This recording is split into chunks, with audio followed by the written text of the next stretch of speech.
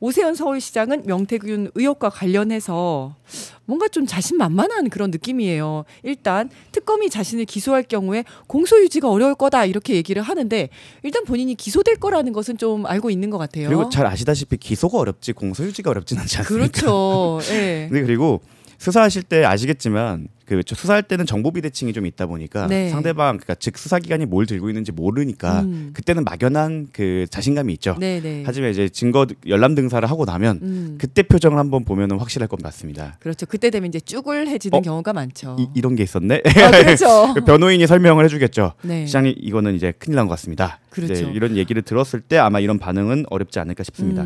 왜냐하면 보도를 통해서도 나오다시피 카톡이 이미 건네간 사실이 있었고, 네. 그리고 그 김한정 씨 그리고 강철원 전 부시장, 또 정무부 시장이랑 그 타임라인별로 그걸 받고 뭐 강철원 부시장에게 돈을 받아오겠다 하고 부시장을 만나고. 김한정 씨를 만나고 강철원 부시장이 이제 돈을 받았으니 뭐 자기한테 이제 얘기하면 되겠다라는 스토리라인대로 딱 그 물증들이 다 나온 걸로 알고 있습니다. 그래서 네. 이거를 자기가 두 눈으로 보지 못했기 때문에 그리고 아직 선거를 앞두고 있기 때문에 조금 자신만만한 것 같은데 네. 조만간 기소가 되고 열람 등사를 하면 표정이 좀 바뀌지 않을까 싶습니다. 맞습니다. 그때가 되면 좀 이제 발언하는 내용도 좀 달라지지 않을까. 지금까지는 무조건 아니다라고 부인을 했지만 증거가 떡하니 나오면 이제 본인도 부인만 할 수는 없지 않겠습니까? 보통 그렇게 되면 이제 말수가 줄어드시면서 성실히 재판받고 나오겠습니다. 그렇죠. 이렇게 끝나시긴 하죠. 네네, 성실히 재판받고 나오겠습니다. 성실히 재판 받기를 바라고요. 그리고 또 이제 박성재 전 법무부 장관이 명태균 게이트와 관련한 창원지검의 수사 보고 내용을 김건희에게 전달한 이제 그런 정황이 나왔어요. 여기에 대해서 어떻게 보십니까? 사실 저희가 창원에 갈 때마다 김건희 언제 하나요?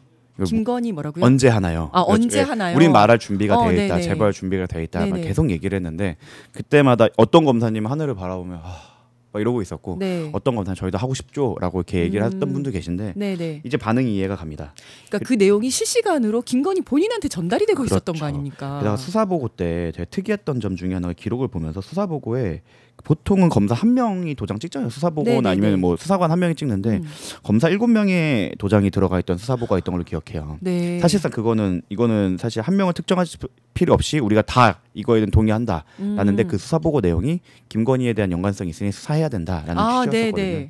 그때 그런 기록을 본 기억이 있어서 생각을 해보면 나름 현장에 있던 그 평검사들은 저항을 했던 거네요. 저항이나 좀 수사를 해보려고 노력했던 거 아닌가. 그러네요. 하지만 또 그분들을 의인이라고 또 칭송하기엔 좀 애매한 게 그럼 특검에 와서 정유미 그 당시 창원지검장에 대한 뭐 수사나 이런 걸로 나아가진 않았잖아요. 그렇죠. 그건 안 했었는데 근데 정말 그 검사들의 도장 7개가 찍혀 있었다는 건 굉장히 이례적이네요. 굉장히 이례적이죠. 그거는 위에서 뭔가 김건희 수사를 막으려는 것이 보이니까 우리 모두는 이걸 원합니다라고 하면서 어떤 소극적인 저항, 소극적인 의사 표현을 했던 것 같아요. 사실 칸도 없잖아요. 없죠. 그냥 거기다 다 찍은 거잖아요. 찍은 거죠.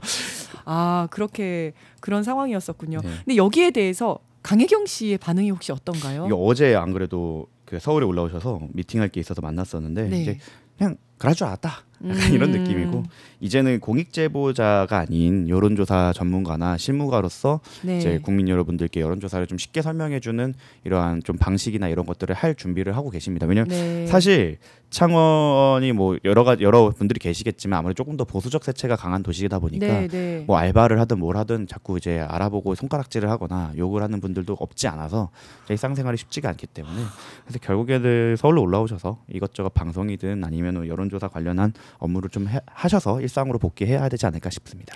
사실은 이제 국민의힘 당원으로서 국민의힘에서 아주 일 잘하는 보좌관으로 인정받고 쭉 오신 것 같아요. 그런데 지금 이제 솔직하게 이런 이야기들을 이렇게 폭로를 하고 하면서 사실 이제 민주 시민들한테는 굉장히 박수를 받았지만 그 상황에서 더 이상 이제 국민의힘에 있을 수 없는 상황이 되셨잖아요. 굉장히 안타까우면서 굉장히 용기 있는 분이셨는데 좀 안타깝다는 생각도 듭니다. 실제로 저희가 중앙지검에 조사를 갈 때는 뭐 사람들이 기자분들이 많이 오시기도 하고 막 응원도 해주시고 시민분들께서 그렇게 하는데 저희 창원에 재판을 하러 가면 아직도 저희 재판 들어갈 때마다 욕 먹으면서 들어가는 경우도 꽤 있어서 그런 상황이다. 그래서 그런 부분에서 좀 그 생계 부분이나 이런 부분이 좀 힘들었는데 거기서 도움의 손길을 언론 쪽에서 많이 주고 계셔갖고 아마 좀 앞으로 얼굴을 비추면서 여론조사 전문가로 좀 나아가려고 하고 있습니다. 아니 정말 김혜경님 많은 국민들께서 김혜경님은 여사님이시고 강혜경 죄송합니다. 강혜경님 진행 자리를 뺏길 것 같은데 아무래도 강혜경님 많은 국민들이 응원하고 있으니까요. 정말 용기를 내시고 많이 지켜보고 격려 드리도록 하겠습니다. 자, 그리고 지난해 1월 윤석열이 김건희 수사 책임자였던 송경호 당시 서울중앙지검장을 삼청동 안가로 불렀다고 합니다. 이 만남 이후에 김건희 소환 움직임은 없어지고 중앙지검장 교체설도 수그러들었다고 하는데요.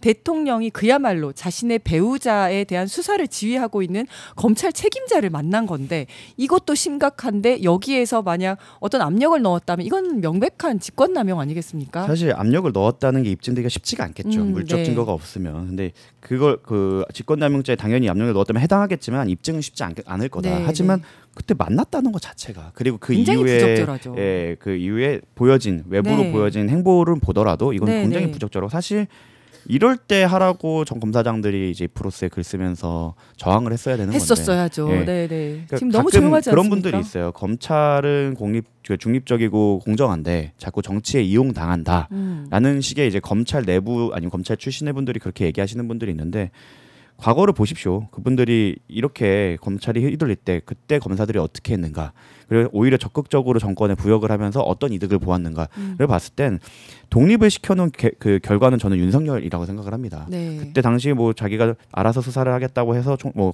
중앙지검장이 되고 총장이 되고 이랬었는데 그 결과가 윤석열이고 거기에 그 괴물 윤석열만 있었던 게 아니라 많은 사람들이 부역했고 거기에 최소 소극적 부역까지 했다.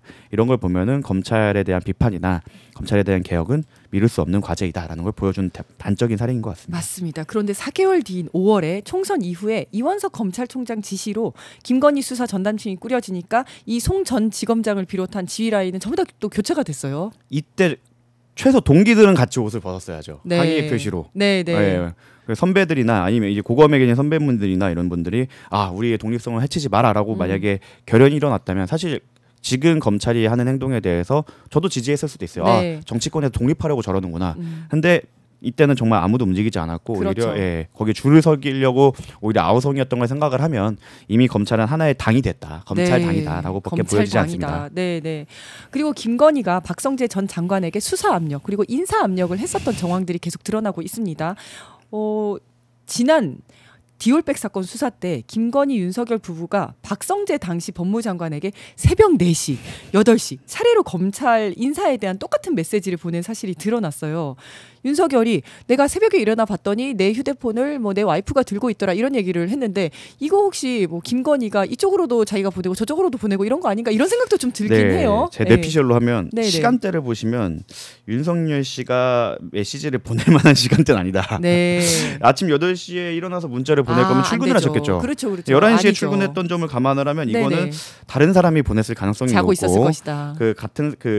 자고 있었을 것으로 추정되는 사람이 과거 진술을 살펴보면 누가 그랬는지를 당연히 추정하기가 쉽다.